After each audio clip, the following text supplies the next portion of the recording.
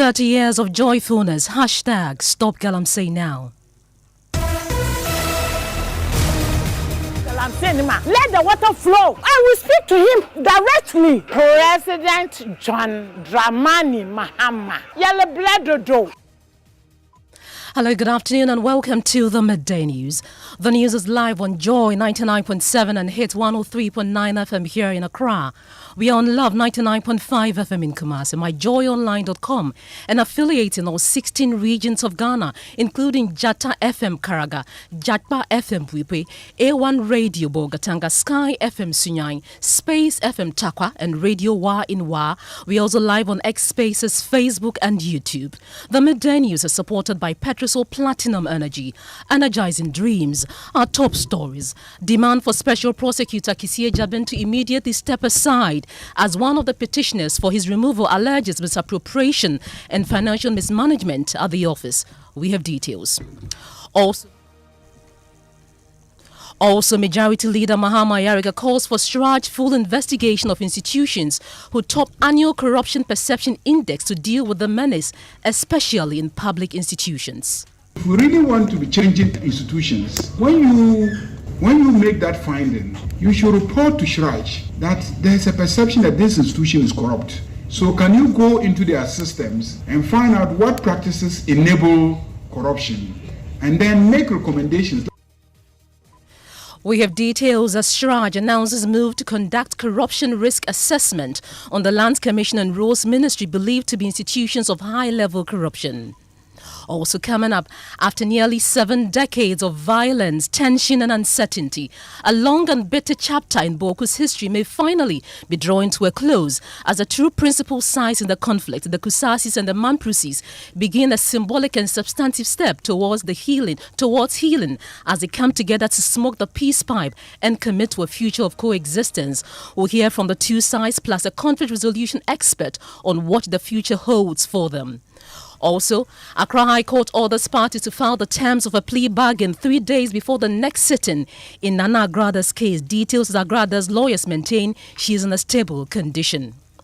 These and more with me, Ofori. This is Joy News, independent, fearless and credible.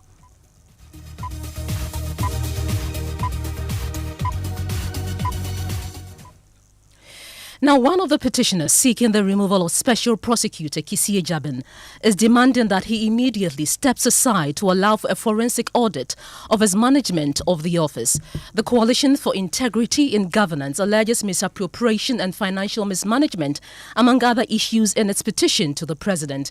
Joining me in the studio is Isaac Kofi with details of this petition, a copy of which we have obtained. Kofi, what are the details of this petition? Well, so this is a petition dated the 20th of October 2025, and it's sought to, ask for about 6 things, 5 things based on 6 count that is actually in the petition. So I'm going to walk you through all the reasons given by the petitioner. First one has to do with misappropriation and financial mismanagement. Quote says that since assuming office in August 2021, the special prosecutor has received substantial budgetary allocations, yet there has not been any public record of audited financial report detailing the application of these funds in contravention of Article 187, 7 and B of the Constitution of the Republic of Ghana. It says that given the magnitude of public resources, expended, it is imperative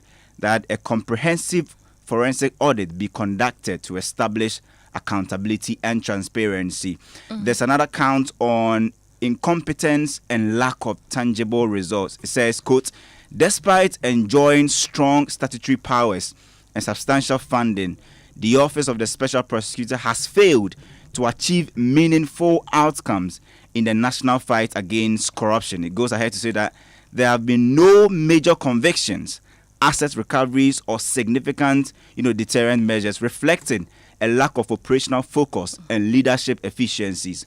On the tangent of misbehavior and insubordination, the petitioner went ahead to say that, quote, it has been publicly reported that the special prosecutor withheld investigation dockets from the Attorney General's office for several months, compelling the Attorney General to publicly complain about the delays in the extradition of Honorable Kenneth Ofori. Such conduct, according to the petitioner, constitutes gross misbehavior and insubordination, violating Article 41F of the Constitution.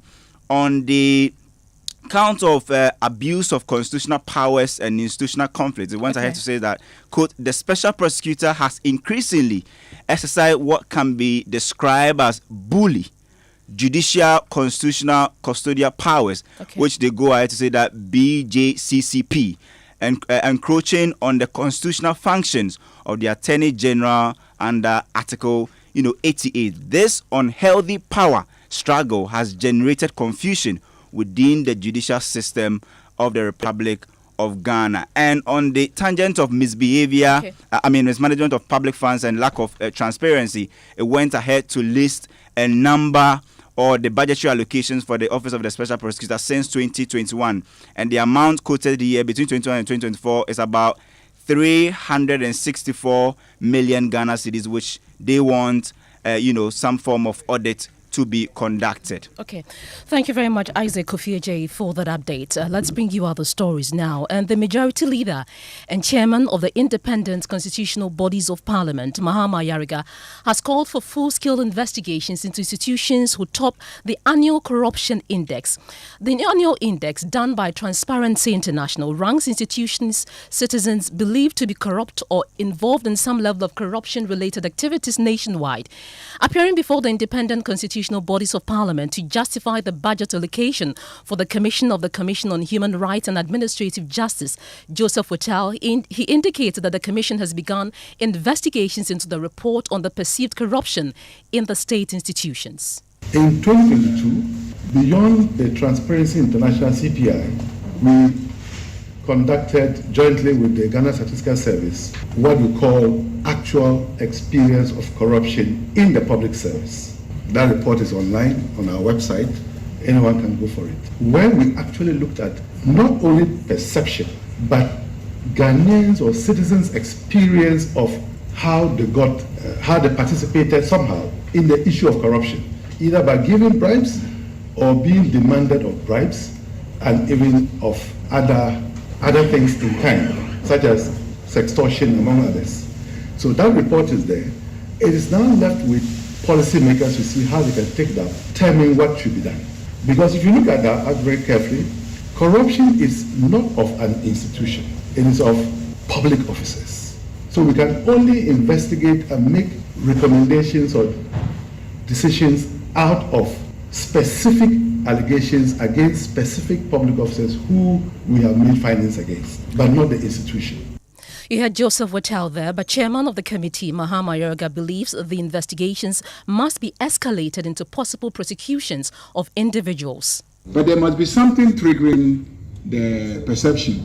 And so if we really want to be changing institutions, when you make that finding, you should report to Shraj that there's a perception that this institution is corrupt. So can you go into their systems and find out what practices enable corruption, and then make recommendations, let's say to the Independent Constitutional Bodies Committee, that these practices of these institutions enable corruption, and therefore you recommend that A, B, C, D should change. These regulations should be enacted to make it more difficult for corruption to happen. He's my senior at the bar, and he knows about what the Indians did episcopal jurisdiction, where even when there's no complaint, they will take up the matter. You get a situation. So even though our constitution says that to investigate complaints, every clause to activate the mandate is always triggered by, complaints. So can we advance our constitutional architecture by rethinking the concept of complaining? I get the situation. So that when you make all these findings in your annual surveys, it should trigger a complaint to Shraj. Shraj should go into the practice of those institutions that the citizens say are corrupt.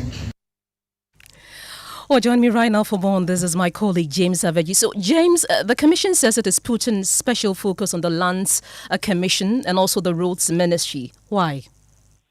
Well, Pearl, according to the Commissioner of Shraj, those two institutions have come up as far as the corruption conversations are concerned.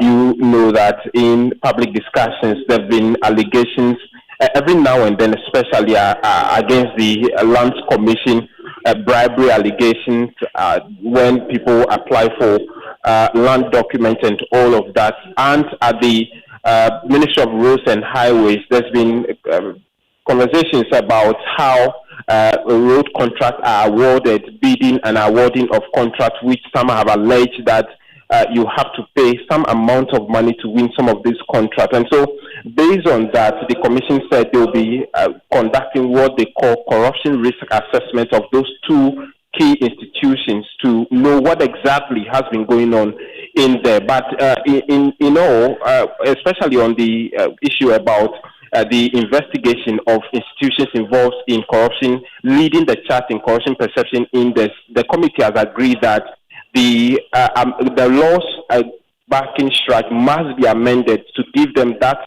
to trigger that automatic investigations, not someone going to report to them. And so currently they are on a break. We expect two more institutions, the National Media Commission as well as the District Assembly Common Fund, to also appear to justify the budget allocation for 2026 bill.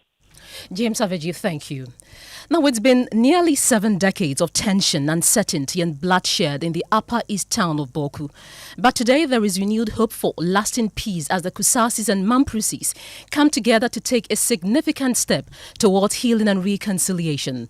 This afternoon we'll hear from both sides on their plans to rebuild a community battered by decades of conflict. A conflict that forced the closure of schools and clinics, disrupted families and drove businesses away from the town.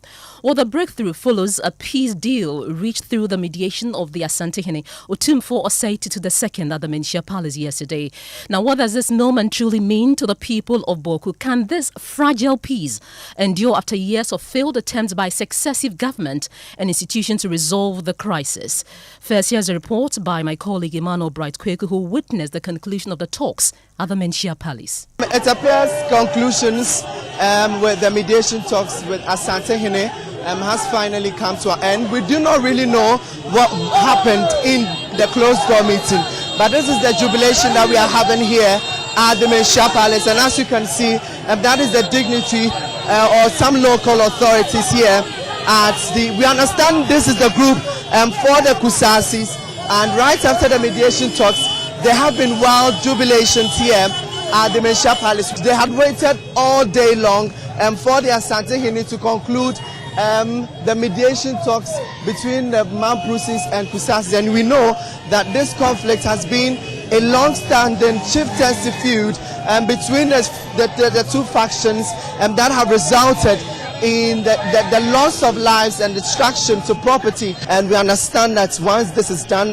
the report or the outcome of the Asantehene's mediation talks will be forwarded to the presidency to really give us the outcome of the peace talks between the two factions, that's the Mamprusi and Kusasis. Well, the National Peace Council has expressed gratitude to the Asantehene for leading the mediation process and has urged both factions to lay down their arms and embrace lasting peace. Kwesi Jirenchi Boatin is a Senior Public Relations Officer at the National Peace Council. For us at the National Peace Council, we are grateful to Asantehene's efforts in mediating and the work done so far. For us, the effort we'll be making to ensure compliance is to it's more of encouraging and then continue advocacy on the grounds and then with the youth and then various peoples. Those with arms should silence the gun, and collectively, let's all work together to seek peaceful means of resolving the conflict in Boku. So this is for us what the council is proposing, and of course, we are working, awaiting the recommendation that Otumfuo's mediation effort will bring.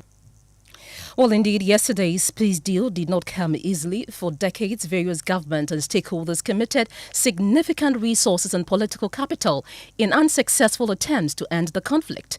Ethnic mistrust, political interference, and unresolved chieftaincy disputes sustained a cycle of violence that proved stubbornly resistant to resolution. Now, here is a brief background on how the conflict began and why it has persisted for so long. Pesa atunje baba Boku. Nyame aduma. Asunje ya na yepe. Nyame ma ye nana no homunka asunje no na nyina kwantena se Boku. Ya nyina ni pa ba ko. Yampe. We apologize for the sound. Let's take the right one now.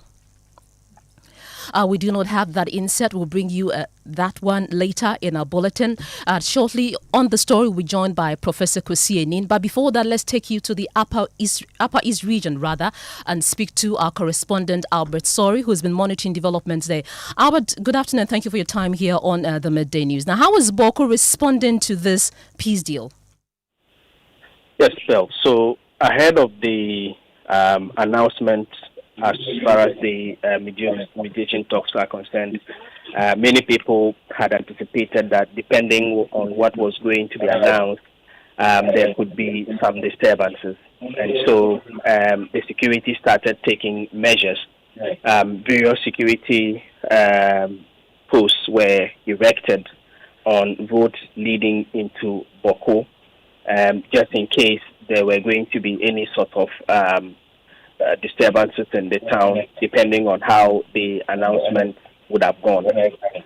But since that announcement was not publicly made, but rather that it was going to be submitted to the president, we haven't witnessed any disturbances. Many of the residents were afraid that there could be shootings or what have you happen. It's been relatively quiet in the town. There were no shootings or disturbances whatsoever, and that has continued today. What we know also is that the leaders from both factions are still in Kumasi. They have not yet arrived home, and so their people are waiting to hear from them when they finally return. And Albert, what is the security situation in that area at the moment? Security has always been on the ground very strongly. As I said earlier, a lot of security measures were also taken to beef up what is already on the ground in anticipation of what people thought was going to be a public announcement of the outcome of the mediation. And so security is on the ground. But as I said, there hasn't been any sort of disturbance since the outcome of yesterday's talk. So everything is calm at the moment. Albert, sorry, thank you so much for bringing us up to speed with what's happening there. Now, joining us right now on the subject is Professor Kwesi Enin. He's a security analyst. Good afternoon. Thank you for your time here on the Midday News. This must be good news, isn't it?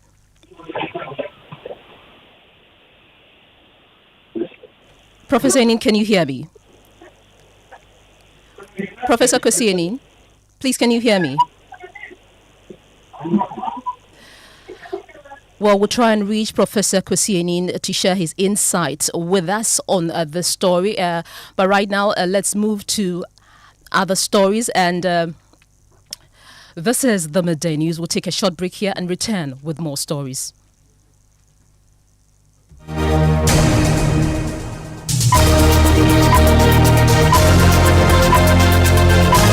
When I wake up in the morning, I brush my teeth with Kale Charcoal toothpaste. This gives me confidence all day. Anytime you meet Amma, don't be surprised I smile showing my beautiful white teeth because I don't have cavity thanks to Kale Charcoal toothpaste for its natural charcoal properties. In fact, we are like twins. I can't go without my Kale Charcoal toothpaste. That be why I dey use Kale Charcoal toothpaste morning and night when I dey go bed safe. It dey make my teeth white when it dey comot every scent from my mouth inside. My confidence level they go up, so I dey show my 32 teeth all.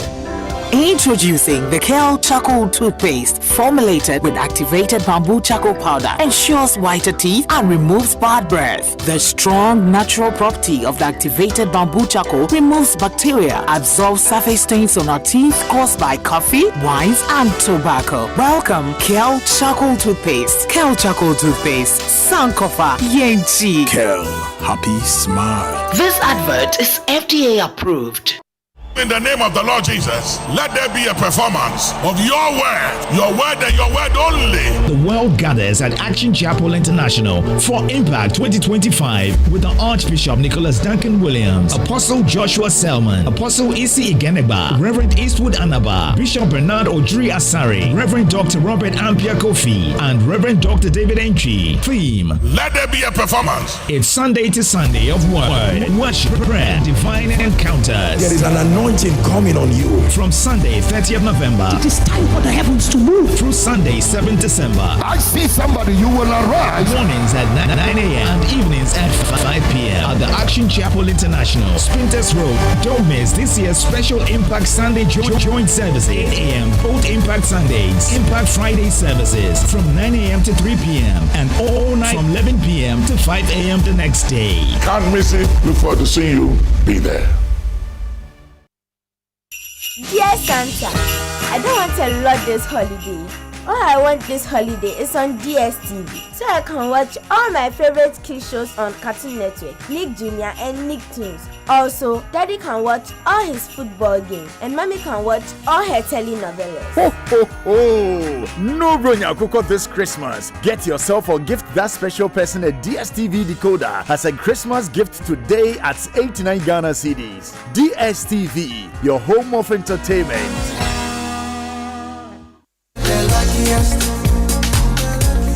Lucky's everywhere for everyone, yeah. This year is going to be sweet. I don't just feel it, I know it, because the Luckiest Season 3 is back. And I'm about to show you how to grab your golden ticket. Just dial *712# and follow the prompts to purchase your ticket. Or go to theluckiestafrica.com, hit community tickets, and pick your lucky number. Or let the system do its magic.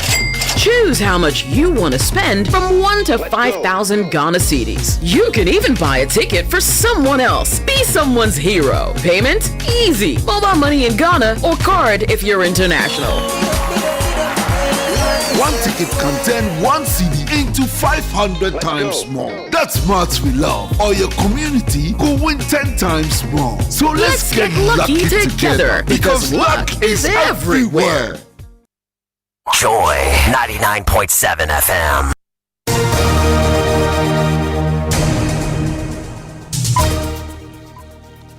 And you're welcome back to the Midday News. Thanks for staying with us. Let's go to the court now. And the Accra High Court has directed parties in the ongoing case involving Patricia Esiedua, also known as Nana Agrada, and her co-accused to submit the full details of a proposed plea bargain before the next adjourned date. The court instructed that the terms of the agreement be filed no later than 3 clear days before the next sitting on December 16 this year. At today's hearing, prosecutors signaled their intention to request a bench warrant for the second accused, citing his absence. Now, defense lawyers, however, clarified that they had not received a hearing notice, prompting the court to order proper service before the next appearance. Now, Fatal Bayaga was in court for us, and he joins me in the studio. Fatal, give us a background to this case. Pearl, the matter stems from accusations that Nana Agrada, once a fetish priestess and now an evangelist, broadcast intimate videos of Pastor Emmanuel Appiah, popularly known as Osafu Appiah, on her television station across social media without his consent. Now, Pearl, prosecutors say the images were aired during a live program where panelists allegedly ridiculed the pastor, an act they argue violates the Cybersecurity Act 2020 Act 1038, which criminalizes a non-consensual distribution of intimate content. So, Pearl, despite currently serving a 15-year prison sentence in a different case involving defrauding by false pretense, Agrada was transported to the court for this matter. And what was her demeanor? How did she look? Pearl, Nana Agrada appeared calm and composed throughout the proceedings. However, her physical appearance showed a shocking transformation. She appeared darker in complexion and leaner than before, a change that was a bit striking, Pearl. Thank you very much, Fatal Bayaga. Now let's take you to the northern region where a farmer, Muhammad Enchala, has made history by successfully cultivating cocoa in Saunayili, a small village in the Nanumba North municipality. This is a significant milestone as cocoa was previously thought to only thrive in Ghana's southern sector. The people of Saunayili are celebrating this achievement, which could potentially change the agricultural landscape of the region. John News' Martina Bugri reports from the community. Meet Mohammed Enchala, the cocoa farmer, a man with contagious enthusiasm. Mohammed has spent years working on a cocoa farm in the western region, learning the intricacies of cultivating the prized golden bean. Convinced that Saunayili's climate and soil were perfect for cocoa production, he decided to introduce the crop when he returned to his hometown in 2012. I got the seeds and nurtured them, just like I'm doing now. I cycled all the way to Nkwanta to get the seeds. Most people were skeptical about growing cocoa in the northern region, but I was convinced it would work. After nursing the seeds for 5 months and transplanting them, I saw how healthy they were growing, and I knew it was going to be a success. And look, it's paying off.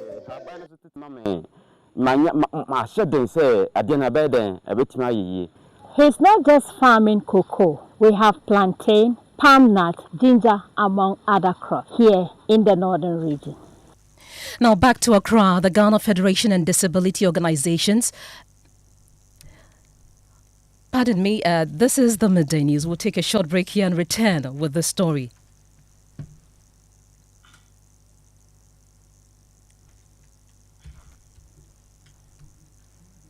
Keep this frequency clear. 99.7. Now, welcome back. Let's bring you that story. The Ghana Federation of Disability Organizations is calling for stronger laws to protect persons with disabilities, saying current legislation has not kept pace with global standards. They warn that barriers to education, healthcare, employment, and public facilities continue to persist. Rodalyn Abensa reports. At a press conference in Accra, National Gender Representative Mata Kofi called for urgent reenactment to the Persons with Disability Act 2006, saying the nearly 2-decade-old law is outdated and fails to protect the rights of persons living with disability. To take immediate action towards the reenactment and passage of the revised Persons with Disability Act 2006, Act 715. Legislative action on the renewed revised act has been slow, leaving millions of Ghanaians with disabilities without an updated legal framework that reflects their rights, dignity, and aspirations. The Federation insists revising the act is crucial to ensure equal opportunities, stronger protection, and compliance with international standards. Rodelina Bensa's report read to you. Now, the medical drone service Zipline is defending its over 500,000 monthly contract with the government, signed in 2018, insisting that its operations provide critical and essential medical services. Country Director for Zipline, Daniel Kweku Merki, says the drones have been delivering life-saving medical supplies efficiently across the country. His comments come after the Health Minister, Kwabena Mintakanda, raised concerns at the Government Accountability Series yesterday, where he noted that the 2018 contract requires $88,000 per month per center for 6 centers, totaling about $520,000 monthly. He said audit findings indicates that only 12% of the areas served qualify as hard to reach, and only 4% of deliveries are classified as emergencies, raising value for money concerns. The minister also said that the drones had been delivering non-critical items such as condoms, exercise books, and school uniforms. While the country manager of Zipline, Daniel Kweku Merki, responded and insisted that the deliveries of non-medical items are extremely rare. Only 1 in 20,000 flights delivered condoms, and that such requests usually come from agencies under the Ministry of Health. Their services was to concentrate on the hard-to-reach areas and emergency services. But upon review of the activities, what we have realized is that the hard-to-reach areas constitute only 12% of the activities. Critical life-saving commodities, which we have done. We have saved like lives in the tune of 10,000. And then there's emergencies averted. There's so many different nuances to this. Very critical deliveries. There is a list that we have with the Ministry of Health of products that we are delivering. Okay. And then there is a lot of other nuances that come into play. Again, supply continuously comes from the agencies under the Ministry of Health. So even if you would want to go very deep on those kind of questioning, then I don't even think that I'm the best person to respond to you, because we want to work with the Ministry of Health, all the agencies, to ensure that we make the highest, like the most critical deliveries.